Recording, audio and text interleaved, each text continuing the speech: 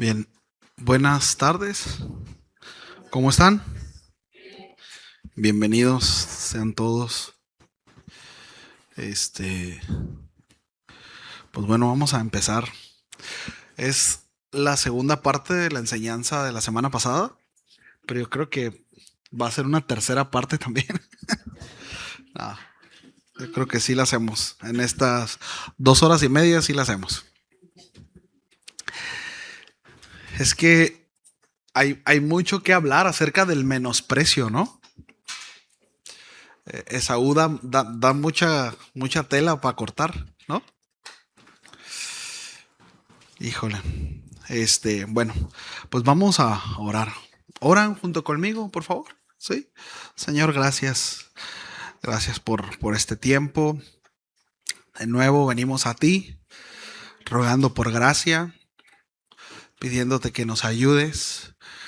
Deseamos conocerte, Señor, aprender de ti. eh, no solamente para admirarnos, no solamente para eh, recopilar información, no solamente, Señor, para eh, asentar o estar de acuerdo, sino con el deseo de que nuestra vida sea transformada. Hay tanto, Señor, en donde podemos eh, identificarnos en cuanto al pecado, en cuanto a la indiferencia, en cuanto al menosprecio. Y, y no solamente queremos quedarnos, Señor, con el reconocer nuestra falta, reconocer nuestro pecado, sino deseamos ser transformados. Y entendemos y reconocemos que esa transformación solo puede venir de parte de tu Espíritu Santo a través de la palabra. Ayúdanos, Señor, a que nuestra fe crezca, a que nuestra confianza, Señor, se haga más aguda, que nuestra relación contigo se haga cada vez más estrecha. Te lo pedimos porque reconocemos que lo necesitamos, Dios. Gracias, Señor, por la vida de mis hermanos. Y gracias, Señor, por esta oportunidad de servirte. A ti la gloria, Padre, en el nombre de Jesús. Amén. Amén. Bien. En buena medida, la primera parte del sermón son algunos puntos que ya tocamos la semana pasada, pero eh, la hemos extendido un poquito más, ¿no? Y comentábamos, ¿no? La semana pasada llegamos ahí a este pasaje, este trueque entre Jacob y Esaú, ¿no? Y vimos cómo cuando Esaú regresa del campo, cansado, dominado por su apetito y convencido de que la urgencia de aquel momento le daba derecho a decidir sin pensar en el mañana, ¿no? En algo tan trascendente como lo era la primogenitura. Bueno, pues perdió mucho más, ¿verdad? Que simplemente un trato, una simple palabra, ¿no? En ese momento. También veíamos a Jacob, ¿no?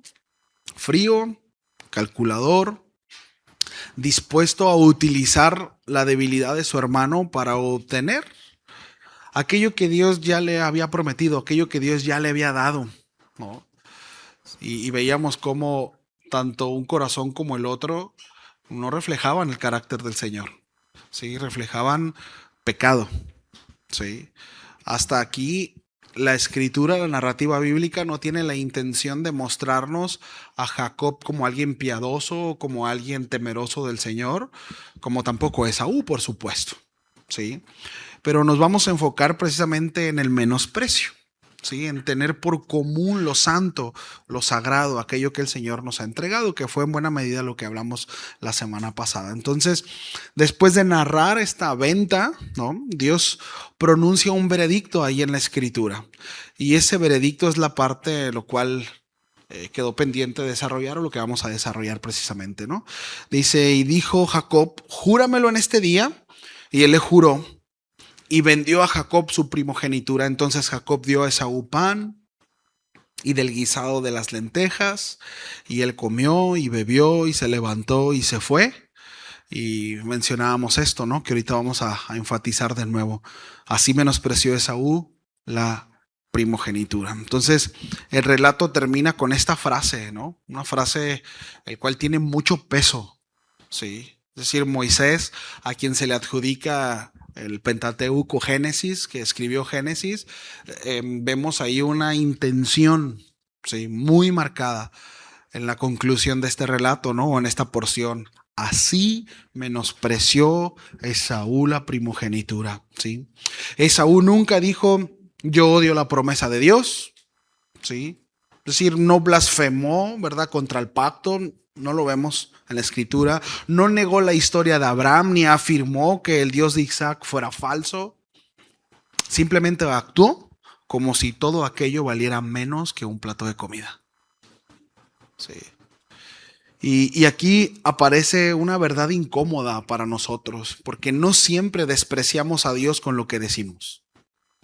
Quizá no nos atrevemos a decir que Dios no vale nada, o que las cosas que Dios nos ha dado no valen nada. Quizá no lo decimos, pero muchas veces lo despreciamos con el valor práctico que le asignamos a las cosas. Sí. Es decir, nuestros labios pueden llamar Señor, ¿verdad? Pueden llamarlo Señor, mientras nuestras decisiones lo colocan al final de nuestras prioridades, ¿no? Entonces, podemos cantar, ¿verdad?, que Él es digno, pero al mismo tiempo tratar su palabra como algo negociable cuando aparece alguna necesidad o algo que nos convenga según nuestra carne. Un enojo, por ejemplo, una oportunidad o un deseo urgente. Sí. Entonces, Jacob, en este caso, regresando ahí a la narrativa bíblica, a la historia, vemos cómo es que no se conformó solamente con una respuesta impulsiva de su hermano, sino le dijo, júramelo en este día. Sí. Debemos de entender que en el contexto en el que se encontraban, el juramento era algo de mucho peso. Aún una persona impulsiva que podía ser de palabras fáciles, sí, aún para esas personas el juramento era algo de mucho peso. Por eso Jacob le dijo, yo sé que tú eres impulsivo, ¿sí? Recuerdan, vimos un poco los temperamentos de cada uno, ¿no? Sin embargo, lo llevó Jacob a jurarlo, a que jurara a Esaú. ¿Sí? Quería convertir el deseo momentáneo de Esaú en una decisión totalmente formal y algo que no podía tener regreso. ¿Sí? Y bueno, vemos la escritura, ¿no? Dice que Esaú juró y vendió su primogenitura.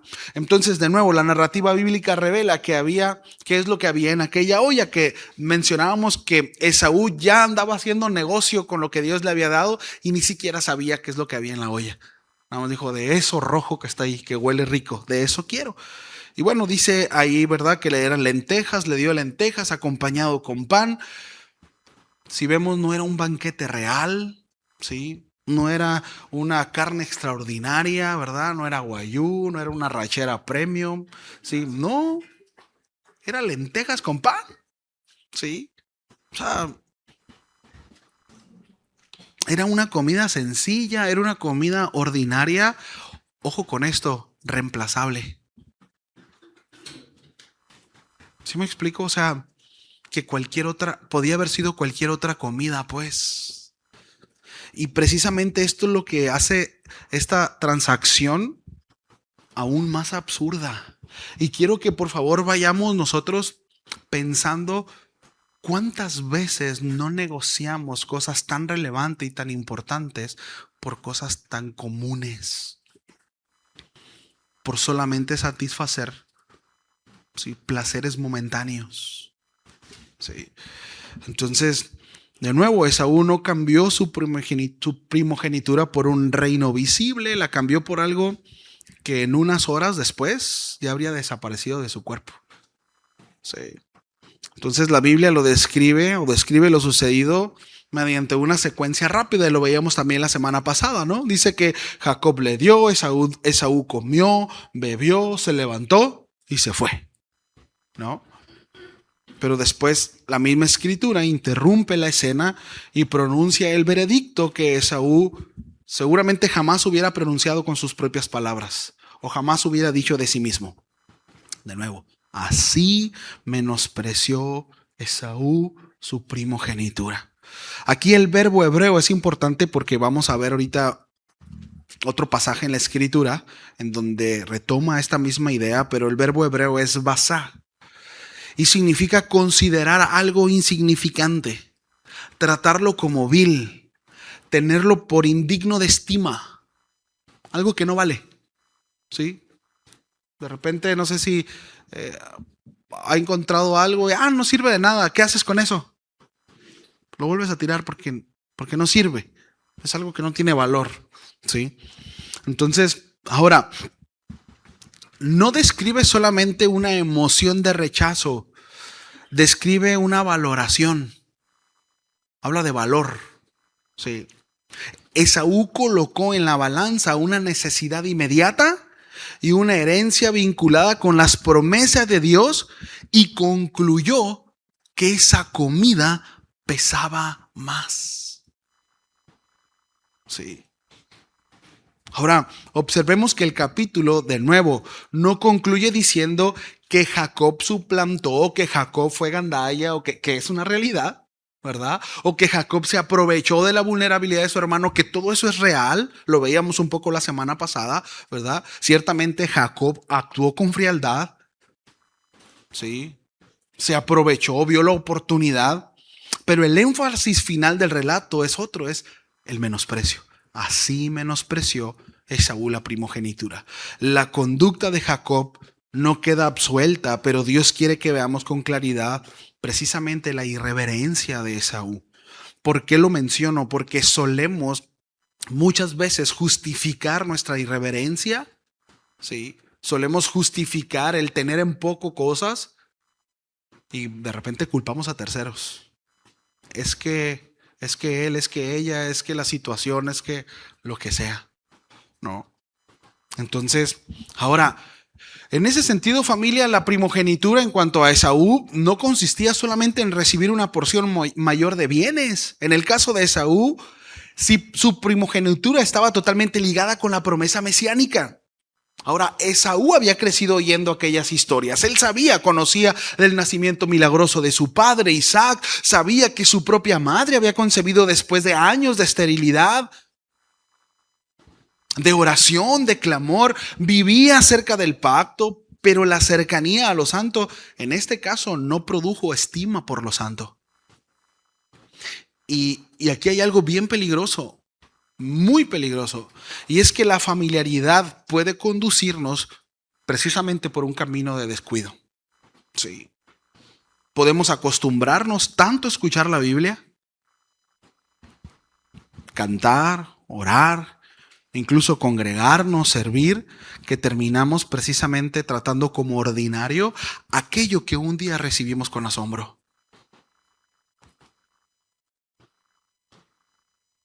Yo he escuchado gente en su momento que decía, wow, la palabra, qué tremenda la palabra. Pero he visto a esa gente que no resoluciona, no cambia y la palabra ya no hace efecto. Lo que un día asombró, lo que un día agitó el corazón, se hace común. Y debemos de tener mucho cuidado con eso. Todos debemos de tener mucho cuidado con eso. Porque familia, el desprecio no comienza necesariamente cuando afirmamos que Dios no vale nada. No es así. Comienza precisamente cuando algo temporal empieza a tomar el lugar de Dios. Sí. Y en la práctica, eso empieza a tomar más peso que Dios. Entonces después Dios se vuelve un recurso. Me siento mal y voy al Señor. Tengo una necesidad, oren por mí. Tengo esto, tengo aquello. Dios se vuelve un recurso. ¿Lo vemos?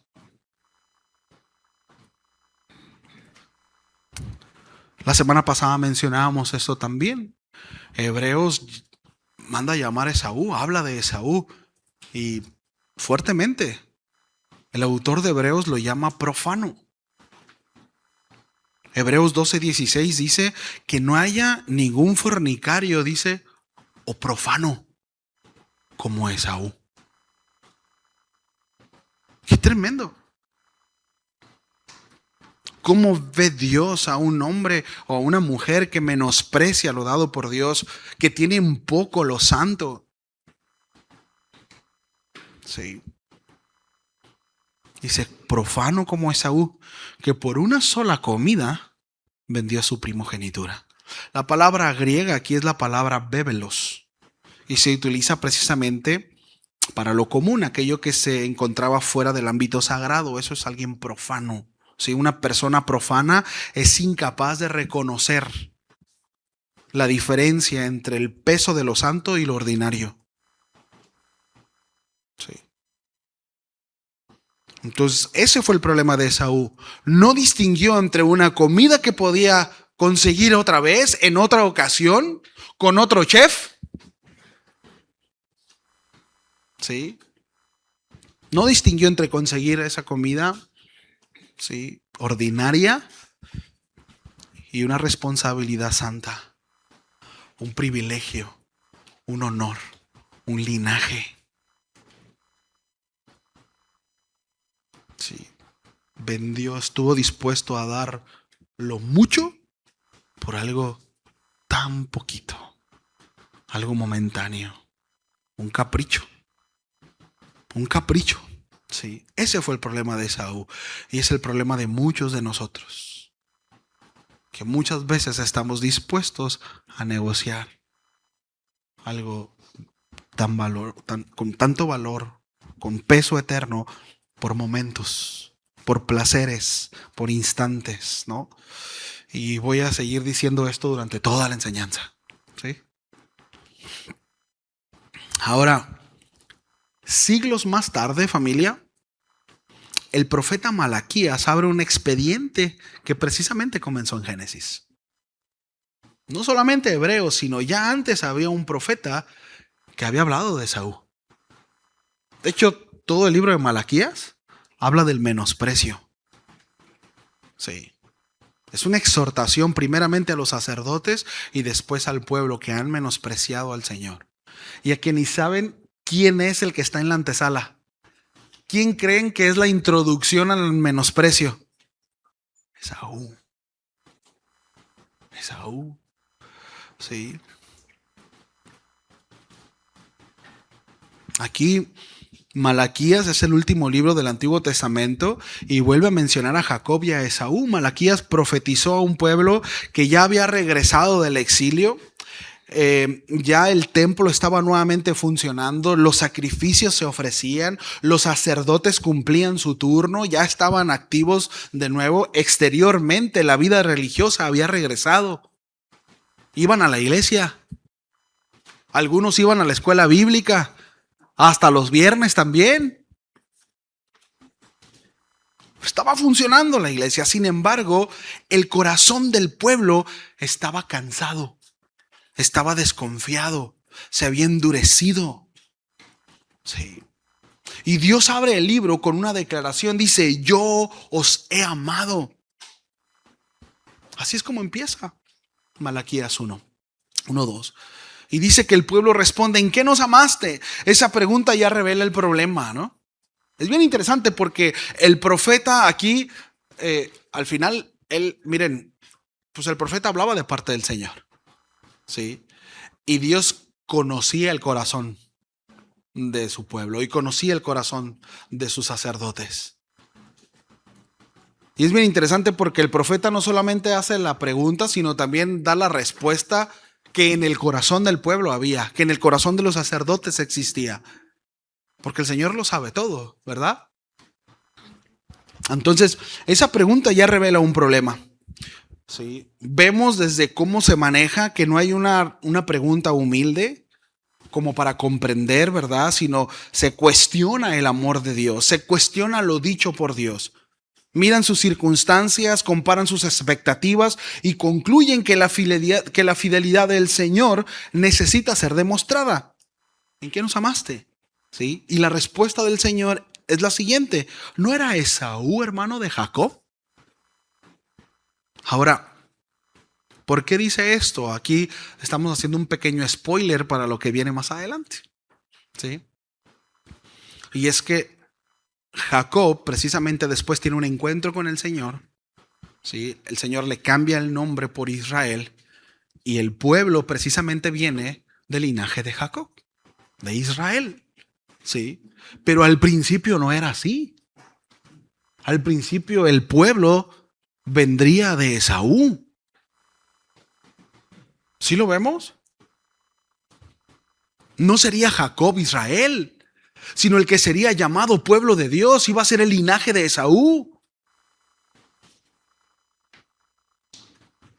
Le dice, ¿no era Esaú hermano de Jacob? Los está poniendo en perspectiva. Le está diciendo, no era que precisamente ustedes no eran el pueblo elegido, sino tendría que ser el linaje de Esaú y no ustedes. ¿Sí? Dice, y amé a Jacob y a Esaú aborrecí. Ahí está la respuesta.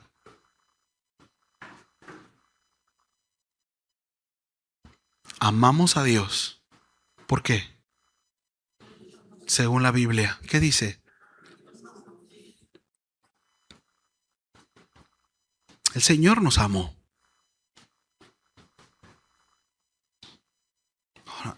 Aquí Malaquías habla de precisamente los dos hermanos y utiliza sus nombres como representantes de dos pueblos. Ojo con esto, porque Jacob representa a Israel y Esaú representa a Edom. Sí. ¿Se acuerdan qué significa Edom? Lo vimos la semana pasada. Significa rojo o tierra roja. Qué terrible, ¿no? Que te reconozcan o que se te nombre precisamente por el mayor error de tu vida.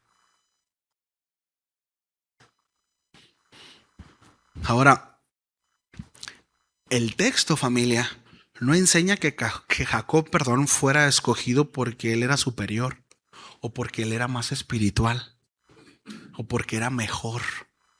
¿Sí lo vemos? No, de hecho, el Señor ya se lo había revelado a su madre, que sería así, porque Dios lo sabe todo. Dios es el eterno. Sí. Génesis se ha encargado de mostrarnos hasta el momento que Jacob era un oportunista. O sea, Jacob no estaba obrando por fe. Si él estuviera obrando por fe, creyendo en lo que el Señor le dijo a su madre, él hubiera esperado en integridad esa promesa. Pero Jacob está intentando apropiarse de algo que el Señor ya le había dado por gracia. Y ya hemos hablado de ese tema, ¿recuerdan? Cómo es muy de la carne eso. Hacer cosas para apropiarnos cuando realmente no tenemos que hacer nada. Al contrario, lo único que hacemos es manifestar nuestra falta de fe. Si Dios prometió algo, Él lo cumplirá a su manera y a su forma. Pero esa es nuestra bronca, pues, que no nos gusta su manera y su forma. Queremos que se hagan las cosas a nuestra manera y con Dios no es así. Sí. Entonces, Génesis no nos ha mostrado que el Señor haya tomado a Jacob o haya escogido a Jacob por piadoso. Por supuesto que no. Por otro lado, Edom había persistido en el orgullo, en la oposición y finalmente recibió un juicio, que lo vamos a ver más adelante. Israel, en cambio, bueno, seguía en pie, ¿sí? No por sus méritos, sino por el amor fiel del Señor. Y es lo que le está diciendo el Señor al pueblo a través de Malaquías. Por eso la referencia a Jacob y Esaú no era para alimentar el orgullo de Israel como pueblo. Al contrario, era producir en ellos gratitud y un temor reverente.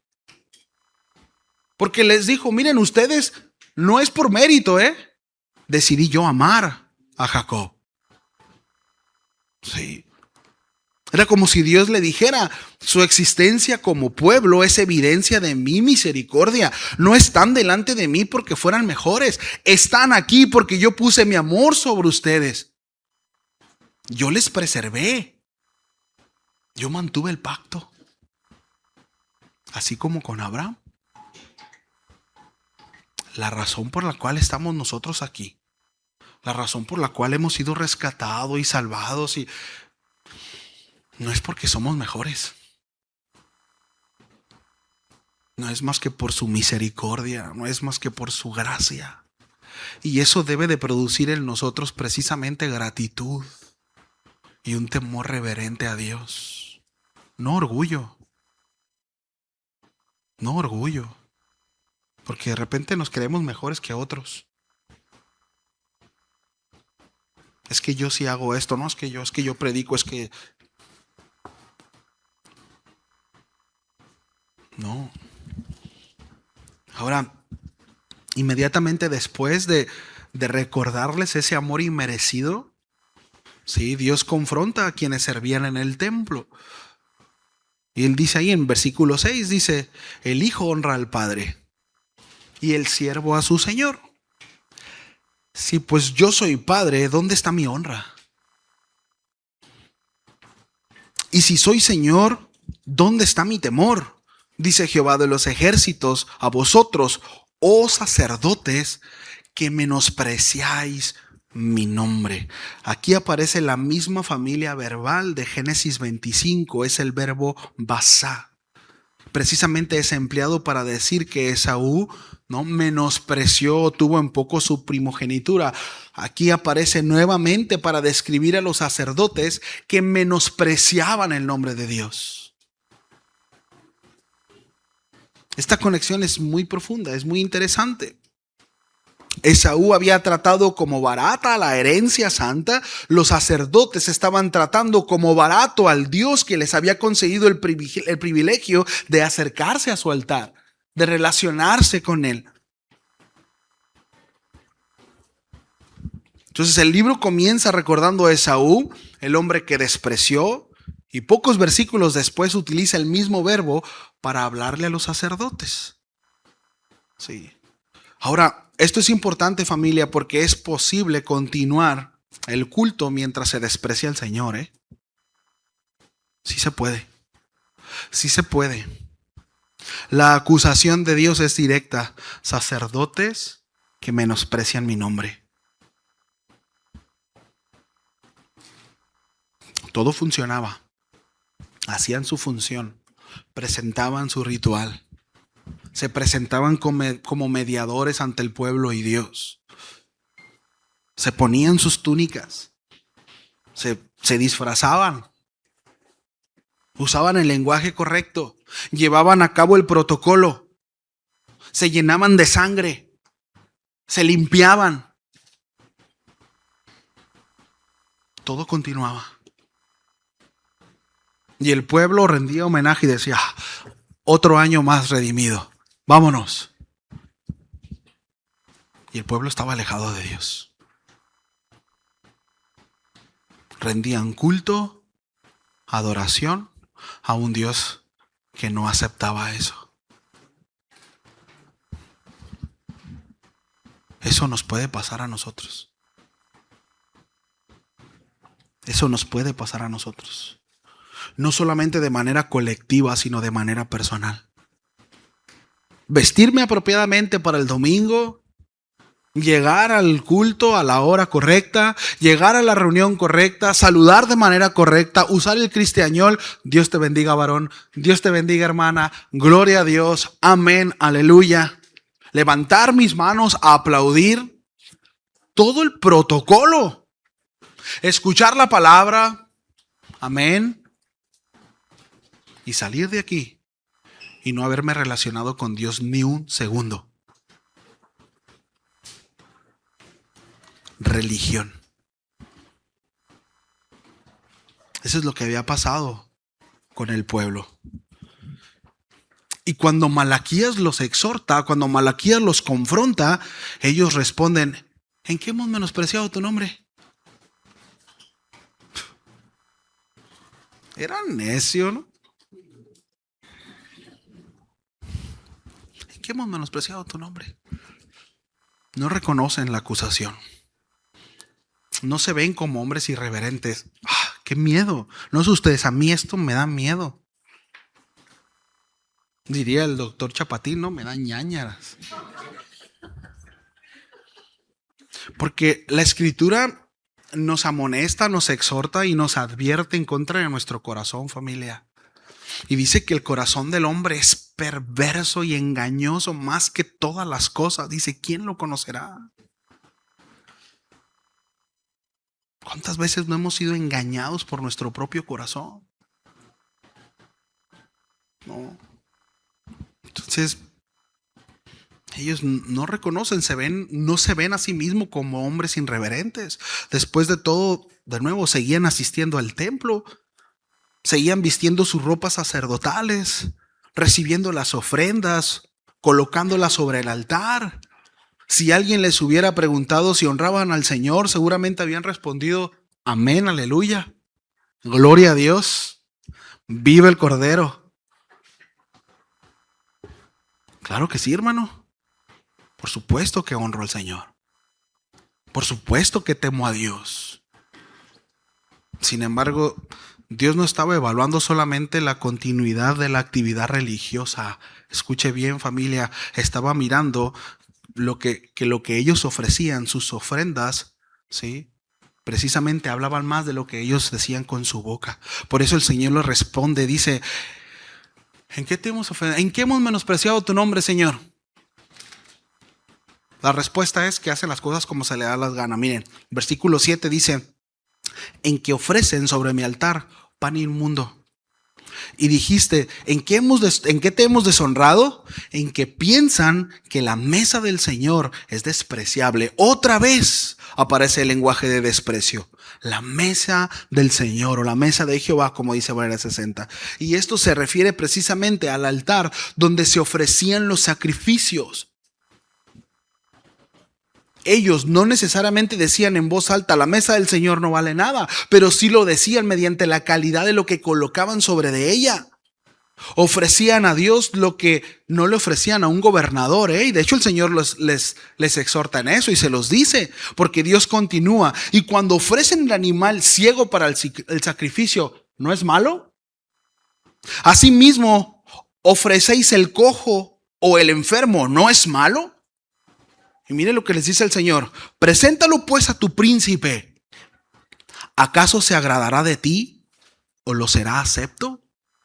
Entendamos que lo que el Señor estaba demandando, las ofrendas, tendrían que ser precisamente ofrendas puras, sin defecto, porque representaba precisamente el mediador.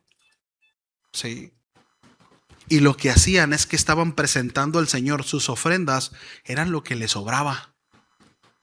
Mira, salió uno con la patita, apártalo para el Señor. Al año lo entregamos, porque ese no lo puedo vender, porque no puedo hacer negocio con él. Oye, se lastimó uno y quedó tuerto. Ese apártalo para entregárselo al Señor, porque ya no es redituable para mí. Las obras. Si tengo chance, voy. Sirvo dependiendo cómo me sienta, cómo esté. Ya que se solucione esto, ya que esto... Las obras. Las obras. Condiciono mi lealtad a Dios. Condiciono mi servicio a Dios. Lo que me sobra. Esto es bien fuerte, familia. Esto es muy fuerte. La ley prohibía presentar animales defectuosos. Estaba prohibido porque la ofrenda precisamente debía de expresar la dignidad de Dios y anticipaba la necesidad de una víctima sin mancha según Levítico 22. Pero aquellos sacerdotes aceptaban animales ciegos, cojos, enfermos. Y el argumento del Señor es muy fuerte. Dice, llévaselo a tu gobernador. Entrégalo a tu autoridad humana. A ver si es cierto. ¿Crees que lo va a recibir con agrado? Te va a tirar con él. Es una ofensa. Es una ofensa. Para nosotros, casi 2,400 años, ¿no? Como 2,400 más o menos de que se escribió esto. En cuanto a cultura y distancia, pues hay cosas que de repente entrevemos, ¿no?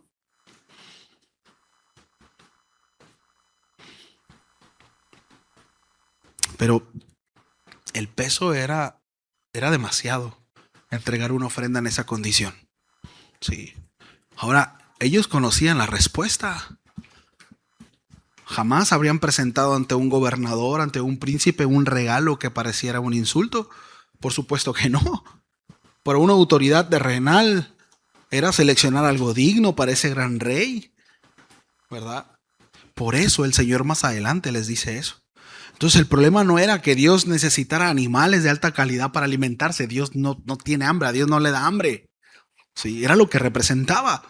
Dios no necesita nada de su pueblo. Dios no nos necesita. Pero ese rollo de no, estoy enojado con Dios, no voy a ir a la iglesia. A Dios no lo castigamos, familia. Nosotros necesitamos de Dios. Dios no me necesita a mí. Dios es Dios, autosuficiente, todopoderoso, creador de todo lo que existe, de lo visible e invisible. Todo, sea trono, potestades, todo es creado por Él y es sustentado por el poder de su palabra. No me necesita y no te necesita. El apóstol Pablo dice que nos amó por el mero afecto de su voluntad, porque quiso. Él nos habla, nos llama, nos ama porque quiere, porque es amor. Nosotros necesitamos de Dios. Pero a veces actuamos así con Dios porque estamos bien perdidos, ¿no?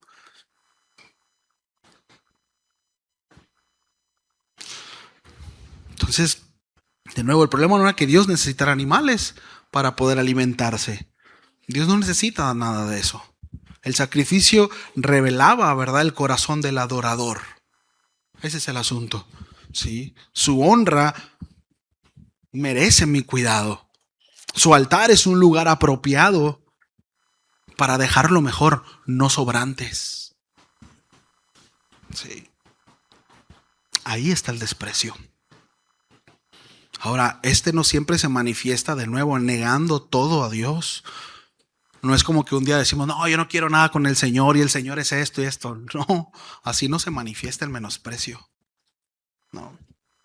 Se manifiesta precisamente dándole algo que muestra que lo que consideramos digno no es Él, sino es algo más. Sí.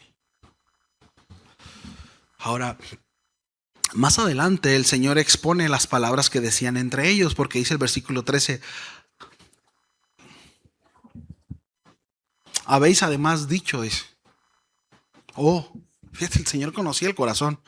¿Qué fastidio es esto? Y de nuevo, y me despreciáis. Me desprecian. El servicio se había convertido en una carga irritante. Todavía lo realizaban. Sí lo hacían. Sí iban y limpiaban el templo. Sí acomodaban las sillas. Sí hacían todo, lo hacían. Pero su motivación era incorrecta. El altar seguía encendido, pero el corazón apagado. Apagado. Cumplían con el rito, mientras que interiormente decían, qué fastidio. Qué fuerte, ¿no? Y de nuevo, este es uno de los peligros más serios en la vida espiritual.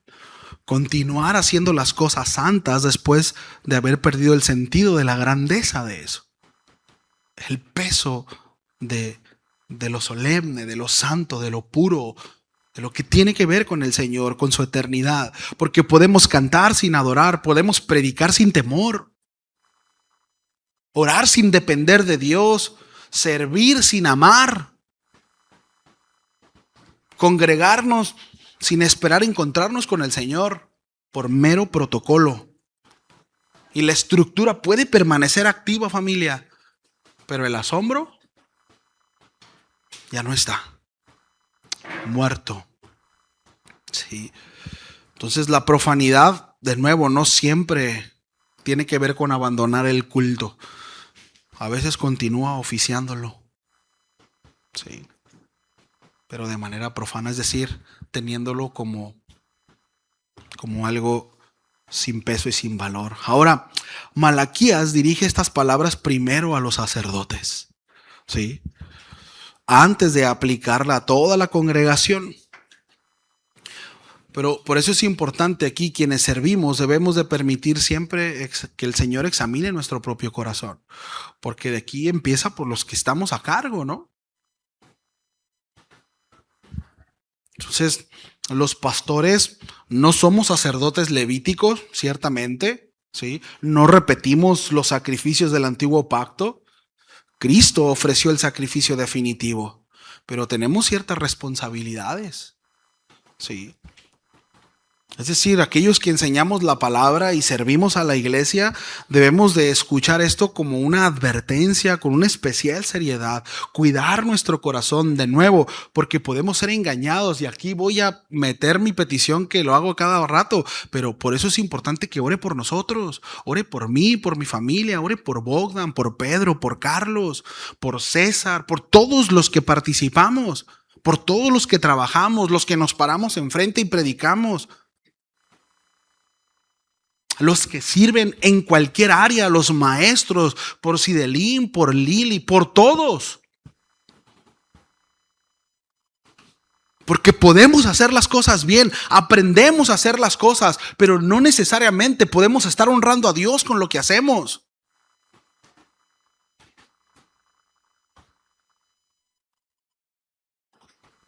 Y como congregación, esa sí es una responsabilidad de todos. El estar orando unos por otros, el guardar nuestro corazón, el honrar a Dios en todo momento. Sí, porque podemos acostumbrarnos a preparar sermones, acostumbrarnos a aconsejar, acostumbrarnos a dirigir la alabanza, acostumbrarnos a orar por otros. Se aprenden los speech, a cerrar los ojos y prender el automático. ¡Pip! Estoy orando en voz alta, pero estoy pensando en otra cosa. Pero ya sé hacerlo. Sí. Entonces, podemos aprender, familia, a movernos entre cosas santas. Podemos aprender el lenguaje, sí, pero dejar de acercarnos a Dios personalmente. Dejar de tener comunión con Dios. Y entonces es cuando el ministerio se vuelve peligroso. Cuando sabemos cómo hablar desde la verdad, desde el púlpito, desde una plataforma, pero ya no teniendo una relación con el Señor. Sí. Entonces, a veces podemos hacerlo por aparentar, ¿verdad? Que otros vean y que digan, no, están al 100. Operativamente, casa de oración, al 100. Una congregación ordenada y hacen, no, bien, no, es todo al 100. No, necesitamos orar. Necesitamos dependencia del Señor. Porque lo operativo no lo es todo. Lo funcional no lo es todo. No es suficiente que funcione. Sí. Ahora, el Señor termina con una confrontación afirmando lo siguiente. Dice, porque yo soy gran rey. Yo soy gran rey. Dice, y mi nombre es temible entre las naciones. Esa es la realidad que los sacerdotes habían olvidado. Sí. La mesa era santa porque pertenecía al gran rey. El culto no recibía su valor del estado de ánimo del sacerdote, sino de la dignidad de aquel que era adorado. No tiene que ver cómo tocan, no tiene que ver cómo cantan, no tiene que ver los cantos en sí. Es para quién se hace.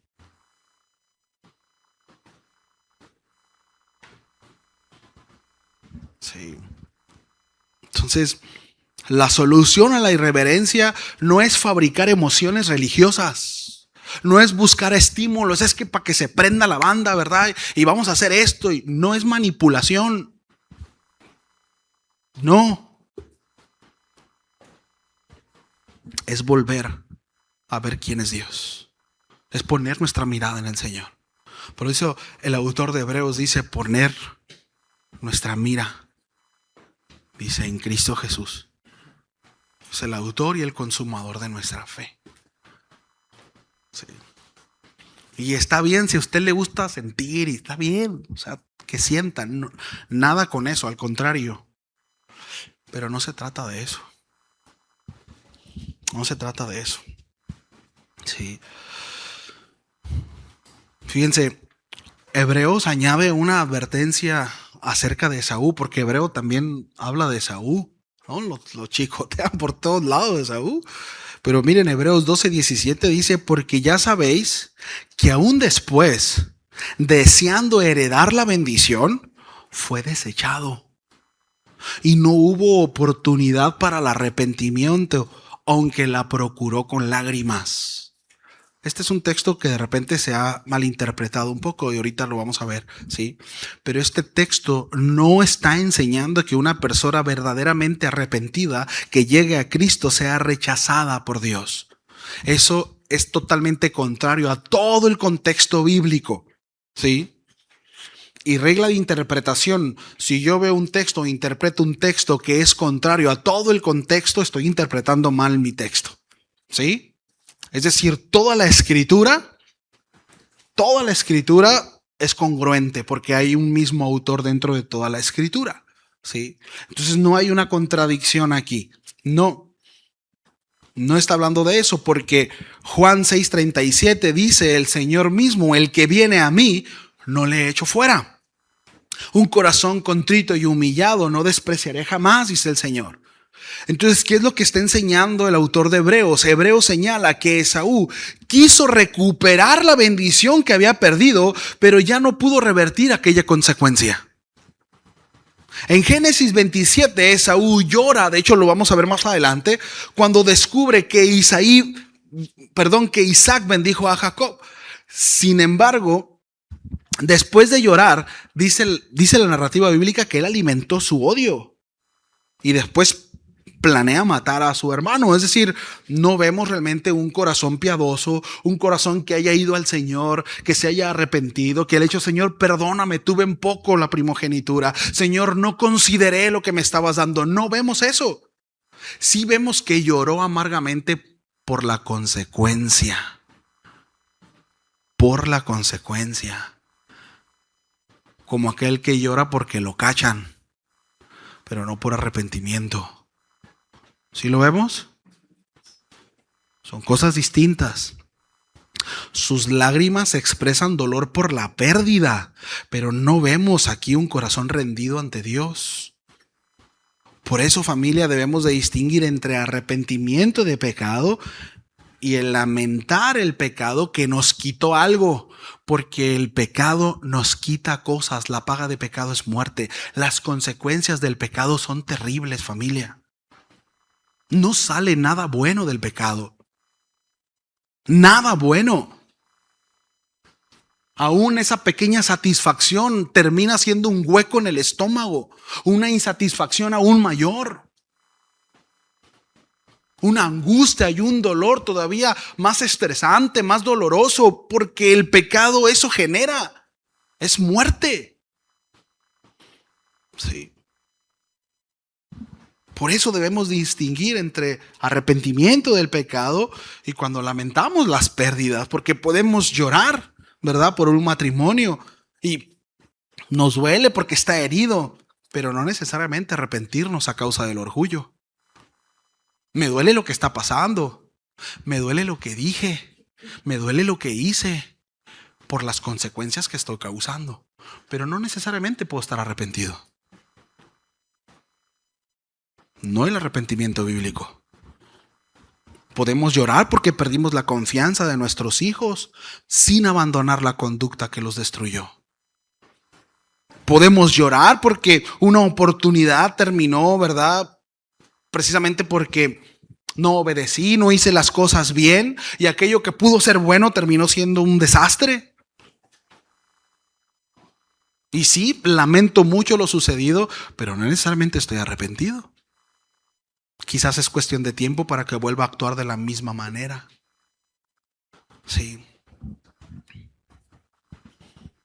El remordimiento es cómo recupero lo que pierdo.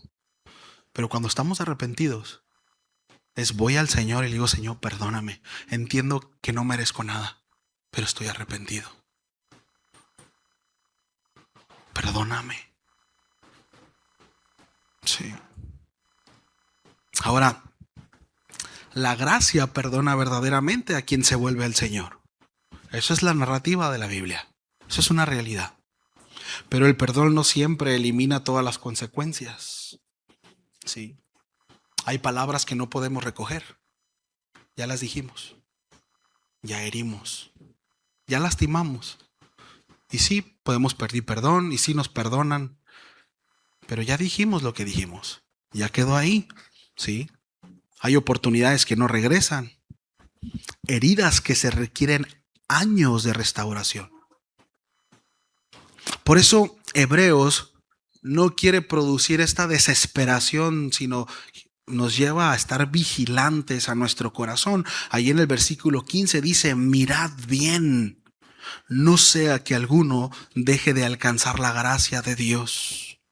Es decir, no jueguen con lo santo, no supongan que siempre podrán recuperar mañana lo que hoy están tirando por la borda. No es así.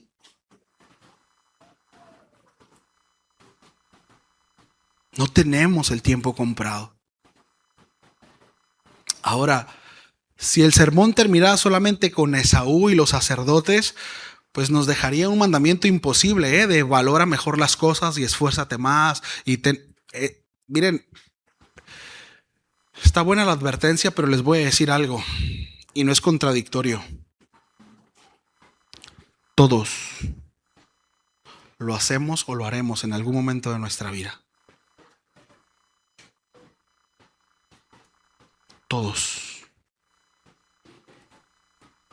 Porque este cuerpo no ha sido redimido. Sí. Pero aquí viene el mensaje de esperanza. Sí. ¿Me ayudan con el piano? Todavía falta como 2 horas, pero para que se alivianen. Sí. El Evangelio nos presenta a alguien completamente distinto. Sí. Malaquías pregunta, el hijo honra al padre. Dice, yo soy padre, ¿dónde está mi honra? Israel falló como hijo. Como pueblo falló. Sí. Los sacerdotes fallaron como siervos. Esaú falló como primogénito. Pero aquí entra en escena Jesucristo. Nuestro Señor Jesucristo vino como el Hijo perfecto, como el siervo obediente y el sacerdote sin mancha. Sí. Jesús no cambió su identidad por pan. ¿Recuerdan ahí en Mateo cuando tenía 40 días en ayuno? Después de ayunar 40 días, precisamente dice la escritura que tuvo hambre. Y su hambre era real. ¿Se acuerdan? La semana pasada hablábamos acerca de que lo que sentía Esaú era real. ¿Sí? Y no necesariamente lo que sentimos tiene que determinar lo que somos o lo que debemos de hacer. Porque sentimos un montón de cosas y lo peor que podemos hacer es resolucionar según las vísceras o lo que siento. Vemos aquí a Jesús sintiendo hambre. El hambre era real. A mí me ha tocado salir de la casa temprano y llegar a las 5 o 6 de la tarde sin comer. Y es un día, Y llego pateando puertas y golpeando a quien se me para enfrente. No es cierto, no es cierto. Gerardo, ay, el pastor dijo que pateaba puertas y golpeaba a su familia. Con ganas, pero no lo hago. No, no es cierto. Pero cómo nos da hambre, ¿verdad? Y hasta que no nos sentamos con el plato de comida, suspiramos, ¿no? Fue saciada nuestra hambre. Bueno, Esaú tuvo hambre y vemos lo que hizo.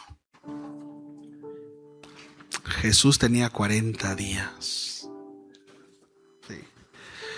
Creo que tenía un poquito más de hambre que Esaú.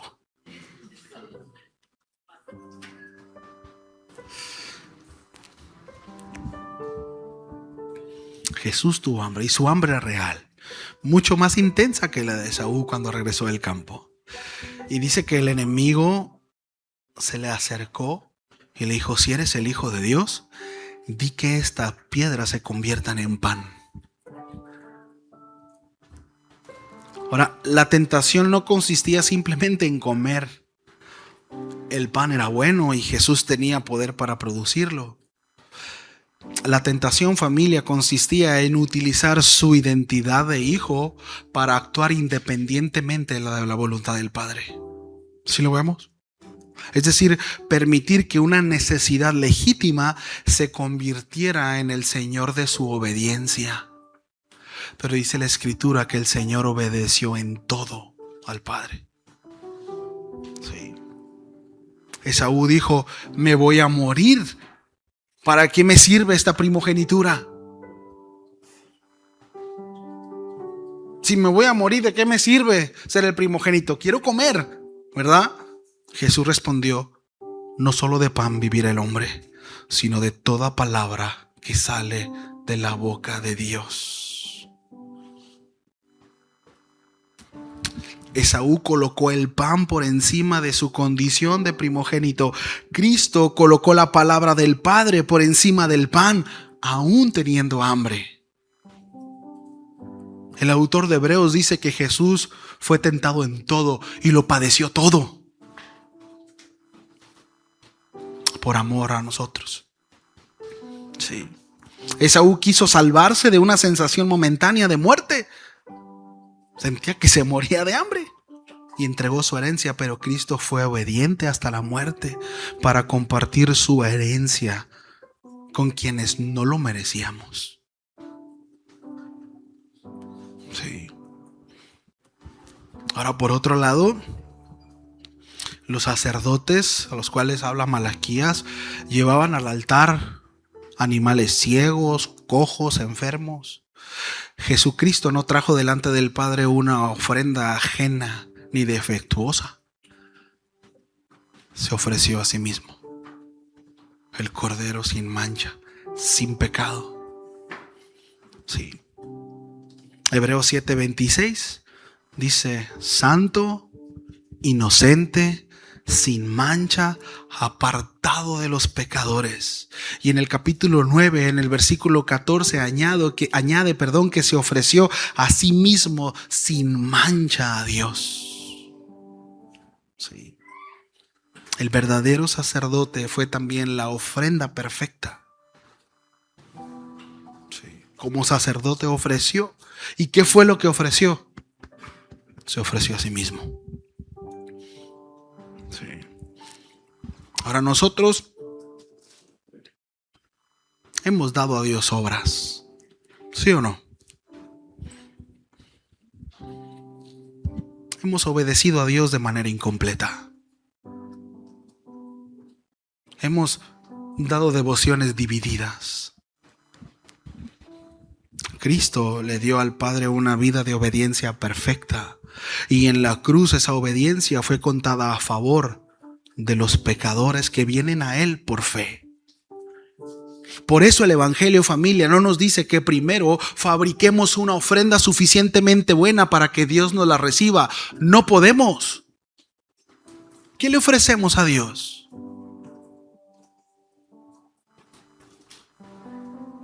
No podemos. El Evangelio nos anuncia que Cristo ya presentó la ofrenda que nosotros jamás habríamos podido presentar. Y somos precisamente aceptados en el amado, y desde esa aceptación es que aprendemos a honrar. Sí. La razón por la cual menospreciamos lo santo, lo puro, lo apartado, es porque quitamos nuestros ojos de Él. Nos desenfocamos y nos empezamos a ensimismar. ¿Por qué me pasa a mí? ¿Por qué me siento así? ¿Por qué está pasando esto? Y otra vez, Señor, y es queja tras queja, tras queja, tras queja. El Señor no nos vendió un mensaje de color de rosas.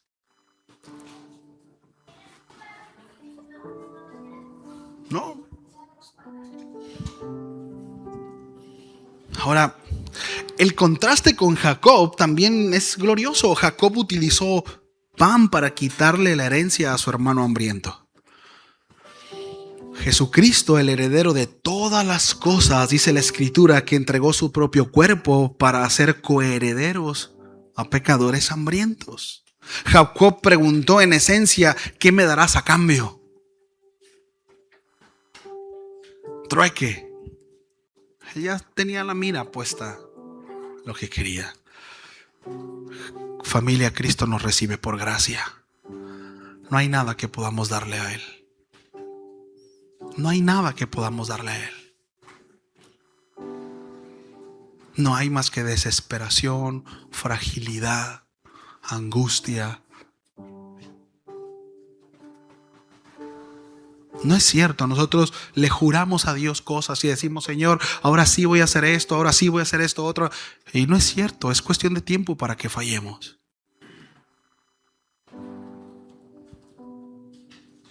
¿Qué podemos ofrecerle a Dios que Él pueda recibir, que sea garantía?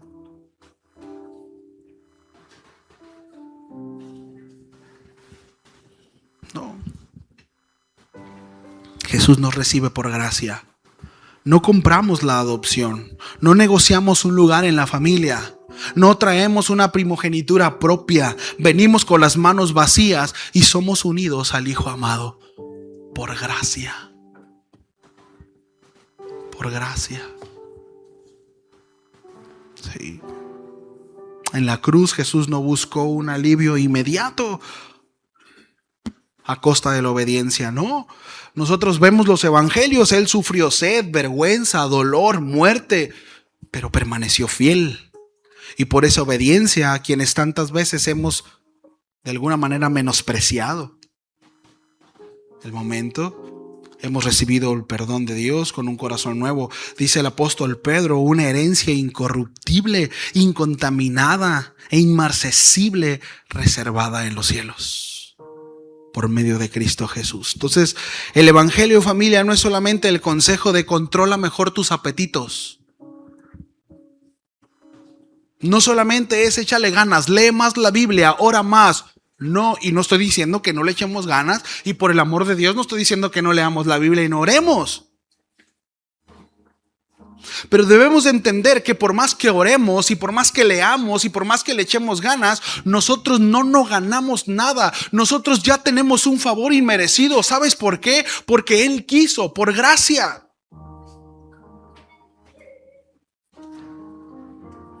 Quienes han entendido esto, porque esto, familia, y aquí está lo interesante, esto no es algo que se comparte de manera humana, porque es una cuestión espiritual. Hay gente que lo sabe, hay gente que lo entiende, pero hay gente que no lo tiene. Y hay gente que quizá no lo puede explicar, pero lo tiene. Sí. Pero eso es tan importante, uno reconocer. Esto lo mencionábamos hace poco, pero cómo es que abre el Sermón del Monte, ¿no? El Señor Jesucristo, y empieza hablando acerca, dice, bienaventurados los pobres de espíritu. Porque el evangelio empieza por reconocer nuestra miseria. Si nosotros no hemos reconocido, familia, que necesitamos la gracia de Dios, el perdón de nuestros pecados, que necesitamos ser limpiados por la sangre del Cordero, si no hemos entendido eso, no sirve de nada todo el esfuerzo que hagamos. Eso es religión, y tarde o temprano vamos a fallar, tanto los que han nacido de nuevo como los que no han nacido de nuevo, porque al final este cuerpo no ha sido redimido. Hay una resistencia. Y con todo esto no estoy diciendo, familia, que no pasa nada si pecamos o no pasa nada si despreciamos. No, hay consecuencias terribles. Pero el problema muchas veces de caer en la monotonía y en la religiosidad es porque precisamente hacemos las cosas con motivaciones equivocadas y terminamos siendo religiosos. Y perdemos el sentido del evangelio. Y somos presunciosos y somos duros.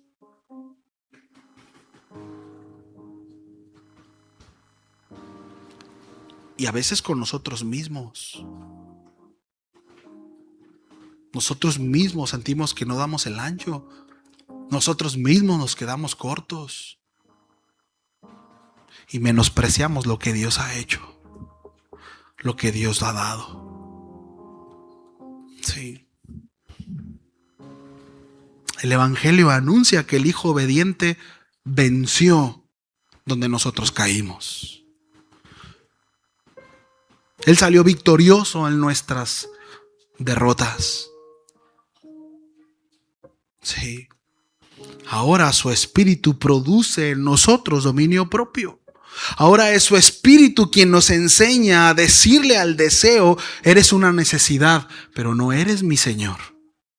Mi Señor es Cristo. Mi Señor es Cristo. Sí. Por último, familia, debemos reconocer que el desprecio puede esconderse detrás de la prisa. Puede esconderse detrás de la costumbre religiosa. Puede esconderse detrás del culto sin honra.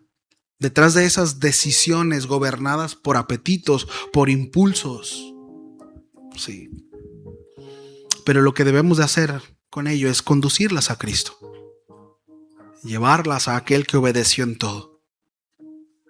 Al sacerdote perfecto que honró al Padre y se ofreció sin mancha por nosotros.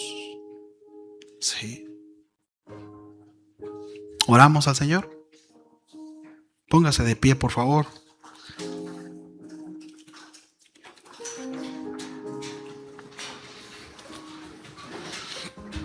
Mire, familia, el plato de Esaú terminó vacío. Esaú se comió esas lentejas de chile colorado. Yo creo que traía tocino, salchicha, alguna buena salsa. Que yo creo. De seguro había tortilla hecha a mano. La Biblia no dice, pero había a un lado del pan unas tortillas hechas a mano de harina.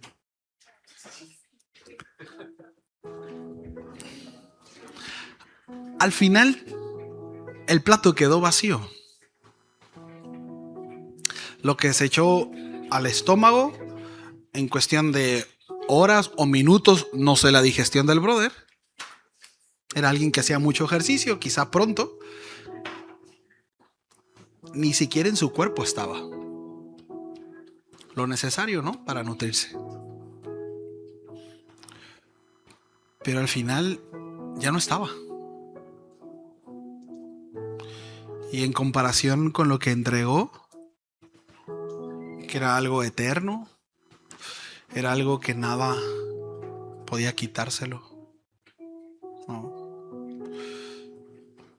Fíjense, si Esaú, yo estoy convencido de eso, al igual que muchos hombres. Al final Dios conoce la historia. Pero por lo que la Biblia dice, pero si Esaú se hubiera arrepentido, no existe el hubiera, ¿no? Miren, si Adán quizás no hubiera, cuando Eva comió, no hubiera comido, hubiera llevado al Señor, le hubiera dicho: Señor, mira, Eva comió, ¿eh? Yo le dije que no comiera. La historia hubiera sido distinta. A lo que voy es que hay decisiones, familia, que en el momento parecen bien sencillas. Que sí dices, bueno, son trascendentes, son importantes, pero a veces las tenemos en poco. Un sí o un no. Y esas decisiones, las consecuencias de esas decisiones, en ocasiones pasan años y seguimos luchando con esas consecuencias. Seguimos levantando el tiradero.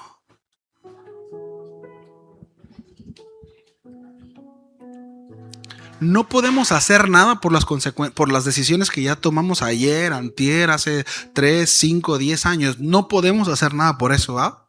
Ya están ahí. Y muchos estamos recogiendo el cochinero. ¡Qué bueno! El asunto de esto es que hay decisiones que vamos a tomar hoy y hay decisiones que vamos a tomar mañana.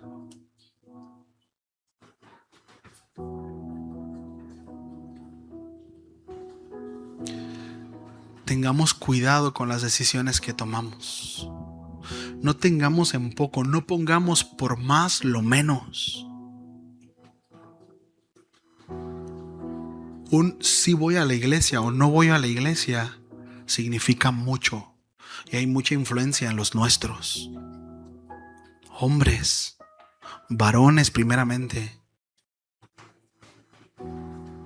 Mis decisiones impactan, influyen, golpean, tanto para bien como para mal.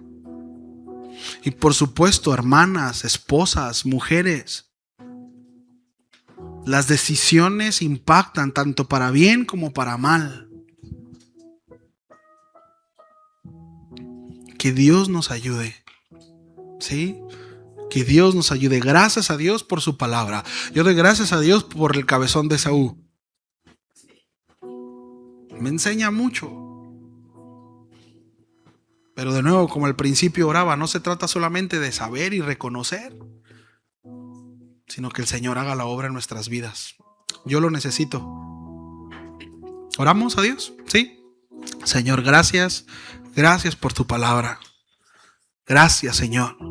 Porque a través de ella podemos conocer a hombres que tomaron malas decisiones, Señor. Como Esaú, que tomó en poco, Señor, su primogenitura, el linaje, que tomó en poco la promesa. No porque desconociera, Señor, sino por dejarse llevar por un momento. Un momento en donde él creyó, sintió que era necesario darle más relevancia a un plato de comida y entregar, Señor, algo que tú le habías dado a él o que le correspondía. Señor, que podamos aprender de eso. Que no comprometamos lo más por lo menos. Ciertamente hemos tomado decisiones incorrectas, hemos cometido errores, pero ayúdanos, Señor. Por un lado, a entender que para contigo, Dios, tenemos un acceso por medio de Cristo Jesús. Aquellos que has redimido, aquellos que han sido salvos, que han sido cubiertos con la sangre de tu Hijo, tenemos ese acceso, Señor. Quienes quizás aún no han experimentado el nuevo nacimiento, oro para que en ellos haya esta revelación que es una obra de tu Espíritu Santo y que en su corazón pueda haber ese quebranto, Señor, y esa disposición para que tú obres. Y asimismo que tu Espíritu nos guíe como iglesia precisamente a obedecerte, a hacer las cosas las cuales tú has establecido, Señor, como correctas, y aún más esas obras que has preparado para que nosotros andemos en ellas. Señor, pero es una realidad que nos enfrentamos con esta carne no redimida. Nos enfrentamos en diversas situaciones en donde no salimos aprobados todo el tiempo, en donde nos equivocamos, Señor, en donde reaccionamos mal, en donde sigue manifestándose viejas costumbres, siguen manifestándose viejos hábitos. Señor, pero tú eres nuestra esperanza. Y creemos que tú has de seguir obrando en nosotros, Señor. Y que conforme vaya pasando el tiempo, el carácter de tu Hijo será cada vez reflejado en nosotros, Señor.